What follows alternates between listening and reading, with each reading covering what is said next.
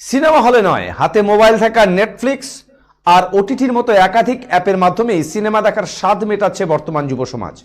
কিন্তু তারপরেও পছন্দের হিরো বা হিরোইনের সিনেমা রিলিজ হলে তো আর কথাই নেই, ফার্স্ট শো তো পাক্কা।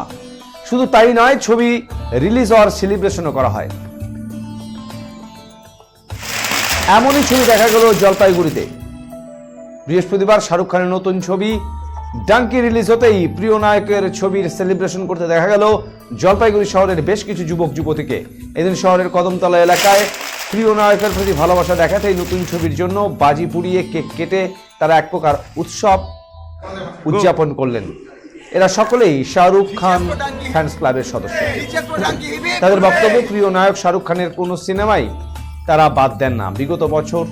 বিগত কয়েক বছর থেকেই নতুন ছবি রিলিজ হতেই প্রথম দিন প্রথম শো তারা দেখে আসছেন।